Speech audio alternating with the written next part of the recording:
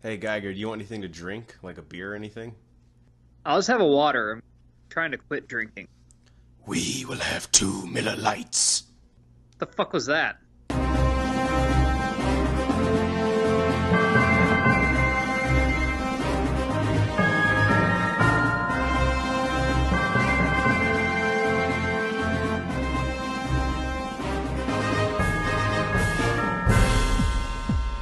Hello and welcome back in to the Bro Force Squad podcast. We are just a bunch of bros drinking beer and talking movies. We are here to review the latest comic book movie, Venom, by Sony Pictures. I'm your host, Jeff Hornacek.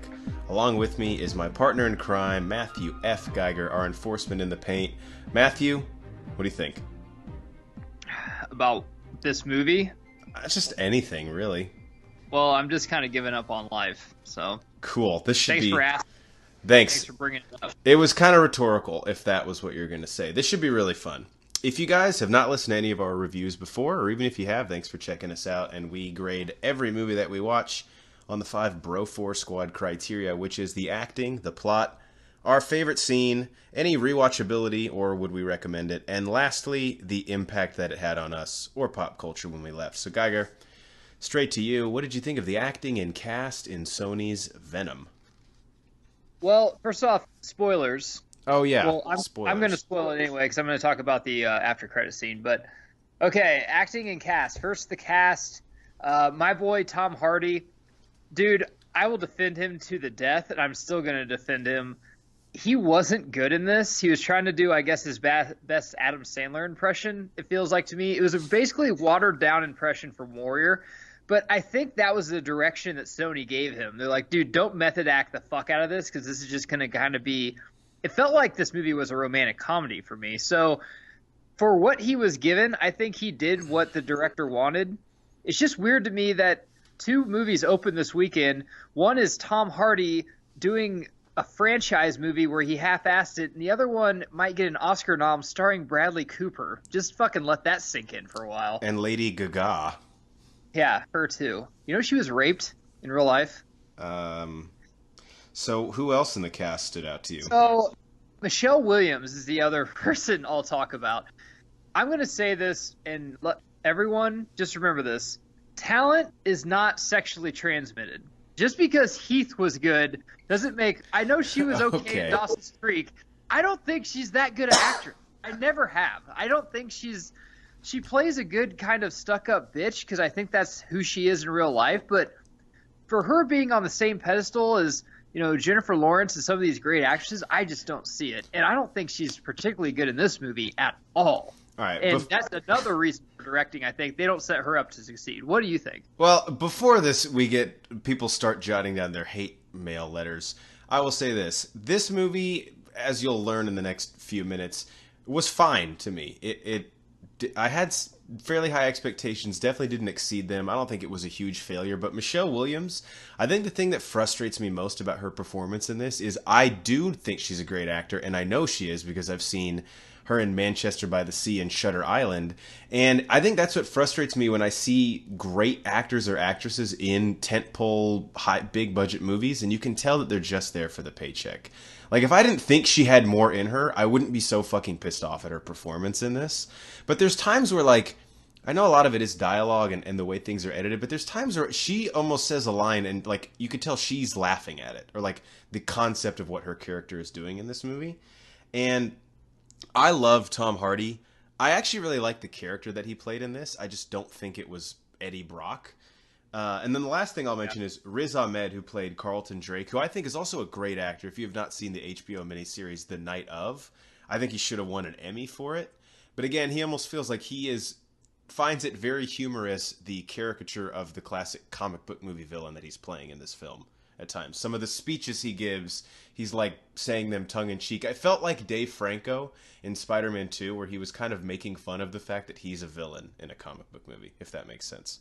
James Franco. What would I say? Dave? Dave. Well, But that's actually where we disagree because I thought, not until he became Riot, but I thought he did fine. I thought he was the shining part of this movie, actually. I believe that his character arc really showed that he was basically using humans as lab rats, which sucked. But some of the stuff he was doing, he was just kind of a revolutionary, and he wanted to be the first. I think he was trying to put people in space or something for fucking some reason. But yeah, he was like Elon Musk, kind of, except he wasn't. I kind of bought him actually till the end. I didn't mind him as much. Interesting. I'm glad we both got something out of it. All right, on to the story and the plot. I'll go first. So, again, origin story, so we always kind of grade on the curve there. I think just inherently that works better in comic book movies to see where the hero, or in this case, anti-hero, got their start from. And I didn't mind the story here. There was some things, like, character-wise that didn't make sense. Like, I don't think characters or human beings would behave the way that Michelle Williams' character Anne behaved. I don't think that her new boyfriend would act that way. I don't think even Eddie Brock, in a lot of ways, would act, or a human being would act the way he acted. So I didn't mind this origin story here. Again, I just think that the character Tom Hardy was playing in this movie, and I don't need a direct comic book adaptation, but I don't think he was Eddie Brock at all, and I never really got that vibe based on kind of all the core components of him as a person. What did you think? So my story is Eddie Brock, which I agree with you. This is not Eddie Brock. If this was just a movie about like a Hancock, some made-up superhero, I would think it'd be better than what they got just because we had expectation going in. But Eddie gets kicked out of New York for reasons, I guess whenever you get fired from your job, you have to leave that state now. Yeah, that's a state law. You didn't know that? So he moves to the hard streets of San Francisco, which I will say, for a director, he made San Francisco look like the slums. If you've ever been to San Francisco, one of the most beautiful cities in America, but it looked like hard times fell in there. Loses his girlfriend, not because Venom makes him a different person, but basically he tried to get a scoop of a story from her. So basically, their whole relationship was only working because she liked her job, is how I interpreted it. Venom finally finds Eddie, doesn't make him stronger, doesn't make him roided out, just makes him hungry. Bad guy tries to use Venom to put humans in space for some fucking reason. Bad guy turns into Riot, Venom and Riot fight, the end. Who Riot is really fucking cool in the Marvel vs. Capcom video game, so I didn't really mind him in this movie. I thought that was okay. The least of my concerns was the villain. You're the one that had to help me out, because halfway through this movie, I thought he was going to fight some 50-year-old Asian woman, because she had the symbiote for a while. But see, Riot, I did not know Riot because I don't really play video games, and he's not in the original Marvel comics, I don't believe. So I didn't really know who the fuck he was. But that's pretty much what I got from the story. The story, I just hated the story because it wasn't Venom. Eddie Brock didn't change at all whenever he became Venom. He didn't become more prone to violence. He didn't become more meaner to people. His demeanor didn't change at all. He was still the same character, lovable loser he's playing, which is more Peter Parker than Eddie Brock. Yeah, Eddie Brock is not like a down on his luck person. He's someone that cheats, takes shortcuts, cuts corners to get where he's at, and is very successful because of it. And just to briefly interject, if people haven't read the comics, that's fine. But the thing that I love about Venom is it's an allegory for steroid use and why, our youth should not take the easy way out to get powers or get where they want to go or have success. And this movie really just made it like a nice, like, second personality in your head that would give you relationship advice. And so while it kind of missed the mark there, I still think there could have been a good movie here. But at the end of the day, I mean, don't slap Venom on it just to get my $15 out at the theater if we're really going to stray that far from what it actually is, I feel like. Now, the CGI, I was kind of scared going into this, but I actually thought it kind of lived up. So what was your best scene? Yeah, CGI I thought was awesome for this. So I'm going to give a best scene, and then I think we both have to shit on one of our least favorite scenes at the end, if that's okay. Yeah. But my best scene was a visual masterpiece. I already can't wait to go see it. And it's the scene where Eddie goes to drop off the evidence incriminating Carlton Drake to his old boss at the news station. And when he goes down the elevator, he basically turns into Venom and kills an entire SWAT team. I thought it was shot incredibly. The CGI was awesome. And I love action scenes where, like, you can't, like, he's like sneaking up on them and killing them, a la Jurassic Park 2, The Lost World with the raptors. And that was just the scene where I was like, you know what? This is fucking Venom right now. How about you? I was going to pick the scene when he first became Venom, but after that happened, it didn't really lead to, like, a really cool fight scene, in my opinion. So is that where he ran through the woods after he got this? Yeah, I thought that was pretty badass, too, I thought. Had a Logan feel to it. Yeah, a little bit. I'm gonna pick the after credit scene just so we could talk about it, and it was my favorite part of the movie because basically this movie Justice League me, it was a fucking D plus C minus movie, but the after credit scene was probably the greatest thing I've fucking seen in months.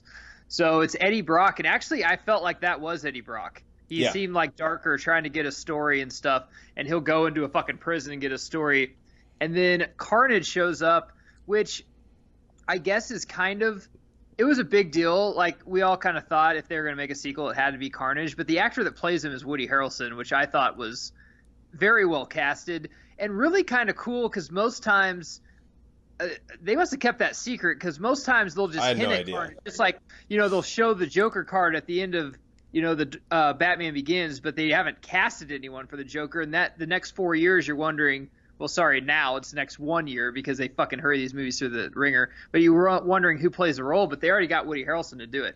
It was a very well done scene, and I already kind of felt the chemistry between those two guys. I'm interested to see the second one, even though I think they're going to lighten the tone and make it jokey, which I wish they wouldn't. But that's my favorite scene. That's actually a really good point because typically when we've had characters or villains teased at the in the stinger or post-credit scene in comic book movies, they don't have the role cast. So obviously now the climate of the superhero film is you can be a little more forward thinking, and that was actually a really nice nod to the fans that they got an A-list actor to play Cletus Cassidy, the serial killer who does become Carnage. I will say this in that scene, and I know they have to do it. You had a good point off pod that the non-comic book fans have to do it to really understand who the character is.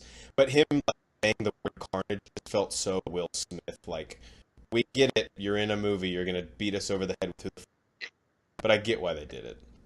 And like I said off pod, like it's stupid because it's not like the Joker or Lex Luthor, where most non-comic book fans know of them. Carnage is probably a C level, maybe B level villain. He's a badass villain, don't get me wrong, but when you think of Spider-Man villains, he's not the first one that most non-comic book people think of. So saying the word Carnage to a non-comic book person, still they have no fucking clue who that is. So I wish they would have just kind of left that out. I understand why they did it. It didn't really ruin it for me, but I still thought it was a very well done scene. And it was the only fucking time I felt, dude, this movie is actually dark, and it kind of lived up, to the trailer and its October releasing coming out in Halloween. I thought it was going to be a darker movie than it was. Yeah, have a little bit of an issue with the Sideshow Bob wig that they gave Woody Harrelson, but that's Yeah. fine. Didn't really detract from the scene. All right, second to last category, rewatchability, or basically would you recommend that someone go watch this movie? This is really hard for me because critics hated it, which baffles me. I thought critics would love this movie. It's a superhero movie they love with the stupid ass fucking comedy, the misplaced humor where like we have to put a joke. We haven't had a joke in 10 minutes. We got to put it here instead of making it happen organically like they used to do. I'm really surprised critics hated it. I'm really surprised a lot of people loved it. I've been watching a lot of comments. This one kid, I mean, he was kind of a chunky kid with the Jew fro that lived in his grandma's basement. He has all the, credentials of being a comic book fan, and he said, "This is Venom. This is Venom in the comics." And I commented, "No, it's fucking not. I don't know what comics you're reading, but this is not Venom at all." I'm really surprised that comic book fans like this movie. Non-comic book fans, I'm kind of surprised they liked it too. It's kind of out there. The jokes, a lot of the jokes I don't think hit. The pussy thing on the elevator, I thought that was kind of funny, even though I'm like, this is funny, but this isn't Venom, but it was kind of well placed. But I'm going to say go see it, man, because a lot of people like it. I'm just going to say it wasn't for me because, and this is a new thing. We got a lot of sayings on the Broforce squad.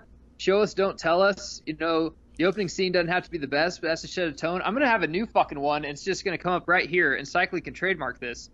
Trailer duped. And we've been trailer duped a lot. A lot, the last past 2 few years. But I got fucking trailer duped to fuck on this movie. Coming out in October, during Halloween. The trailer made it look dark as shit. And when I was in there, I'm like, this is like Deadpool if it was PG-13. This is way different than what you got. Say what you want about BVS. It was dark in the trailer and it was dark there. At least they didn't trailer dupe you. You got what you thought, but fuck, go see it, I guess. People like it. I don't know why, but people like it. Just wasn't for me, I guess. I mean, I'm glad that like comic book movies still have this kind of staying power. I'll get to that next on impact for me. One thing I got to ask you real quick. The line that Venom has to Eddie Brock at the end when he asks, "Why would you want to stay on this planet?" And he says, "Well, I'm a loser back on my planet." I mean, what is that, right? I hated that when he said, "I'm like you, I'm a loser on my planet, so we're together." I'm like, dude, Eddie Brock is not a loser. I mean, He's Nor should Venom he's a be. cutthroat fucking reporter that pisses off Peter Parker, and Venom is like one of the most baddest ass villains, not in Marvel ever, period, Yeah. ever. And it felt like they shit on him and kind of made fun of comic book fans. To me, that's how I took it, though. Yeah, so my rewatchability, I will say I probably will not go see it again. I guess if you've enjoyed like the recent string of comic book movies, I think you'll like this, but I just can't in good conscience recommend it to the casual fan. Like I would rather save your money to go see Bad Times at the El Royale or A Star is Born or Halloween in the next few weeks. But one thing I think is interesting is that if you don't know the comics, and again, I'm not one of those fans that needs a direct adaptation of the comic books to enjoy it. I just know that they can use the character Venom to market me specifically to go see something and then make it more mainstream and you still got my money. But I feel like the average fan will walk out of this movie and think that in the comics or in, pop culture and where this character has existed previously, that Venom is just another superhero, like a regular run-of-the-mill good guy saves the day. Is that something you kind of got the vibe from this film, the way they portrayed him? Yeah, and that's the thing is these comics, when we were kids, they were for our entertainment, but they're also to teach us lessons. Like you dictated that Venom was basically used for steroids. That Peter Parker got it, he became more powerful, but it made him a different person, a person that people didn't want to be around. It hurt his relationships, and it was also hurting his body, so he had to get rid of it. That's the premise of Venom, and it just seemed like they took that premise and turned it into like, no, actually, it was, and they even said it in there that it was hurting Eddie Brock, and then at the end he's like, oh, I'm going to keep it with me though. Yeah, I And it mean, just Venom. made Venom is no giving sense, Eddie I Brock. guess. Venom is giving Eddie Brock relationship advice in the movie, like in his inner Yeah. monologue. So that shows you how different it is. All right, last one is impact, or basically either on pop culture or what we left the theater with. I'll say this: I do not think this movie is awful by any stretch of the imagination, but for me as a diehard comic book fan, I know people have always said, well, eventually, the genre of comic book films is going to hit that oversaturation point where, just like the Western of old, they'll still exist, but it won't be so prevalent or so many of them that it's basically its own genre. I think we might be getting there. Obviously, I'm very excited for the Infinity War and MCU culmination next summer. But I think, like you said, they're churning these things out at such a rate that I, almost like I feel about Star Wars, maybe want them to pump the brakes on comic book movies in the next few years so that I can enjoy them more and they can be more event and spectacle films, because I almost feel like we're starting to jump the shark now. What do you think? Yeah, you guys can't see me here. We're Skyping each other, but I'm literally throwing in a towel. Hollywood needs to stop making comic book films. This is coming from a guy that's a huge comic book fan, but I'll tell you, it's not only this, because you're right, this is not a bad movie. I'll probably never watch it again because I didn't like it, but hell, just because I didn't like it doesn't mean it's a bad comic book movie, because I like darker stuff than most people like. So some of the stuff I like, the other comic book fan who's still a comic book fan doesn't like it because they like the more poppy kind of Marvel stuff. There's nothing wrong with that. My point is that Hollywood right now, Hollywood Studios knows this is the highest grossing movie in October, guys. This has been a movie. Wrap your head around that. Even if you think it's good, ever, the highest grossing movie ever, there's only 12 months in the year. It is ever in October. But Hollywood, basically, studios are like, hey, we got to have a comic book movie 2 or 3 times a year, basically just to make our budget so we can make these other artsy films that we think might get Oscar noms or might not, or, romantic comedies that won't make as much movie and stuff like that. But case in point, DC. The DC universe is so fucked right now, and they're making a Joker movie that doesn't even connect, and they're like, why are they doing that? Because they know that we'll pay for it. Yep. And they're starting to insult my intelligence, our intelligence, a little bit too much for me, that hey, we can make a Venom movie. It doesn't even have to take place in New York. We don't want it. It's not even connected to the MCU. We'll just have it take place in San Francisco. Never in the history, maybe comment prove me if I'm wrong. I don't think Eddie Brock's ever went to San Francisco in any comic adaptation. I don't know if he has. Maybe, yeah. I'm not aware of it if he has, but maybe. Maybe he went on vacation once and they said it in a line. I don't know, but they're really insulting our intelligence. And I think once that gets to a point, people are just going to be like, I'm done with this, because they think that we're idiots. And the Dark Knight, Star Wars, prime example, even MCU movies to an extent, they used to take 4 years to make them. You know why? It wasn't because it took 4 years to make the movie. They wanted to get it right. They wanted to get the story right, make sure it made sense, made sure, they got the right actors and everything.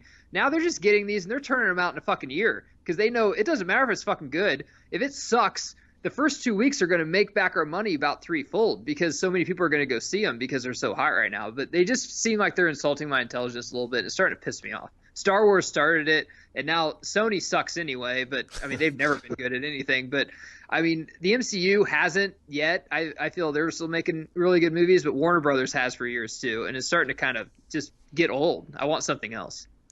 You guys may disagree at home, but that's why we have this podcast. We want to hear your opinion too, so comment below. For Matt Geiger, our enforcer in the paint, I'm the Mayor Jeff Hornacek. Please subscribe to us on YouTube, Spotify, and iTunes. Bro4 Squad, 3 words. Follow us on Twitter at Bro4 Squad, and check out everything that we post and do on our website, bro4squad.com. Thank you guys, and we'll catch you next time. Let's make Trailer Duped happen. Let's make that happen. Tell your friends about it. Yeah, that's why we have a lawyer, so that we can do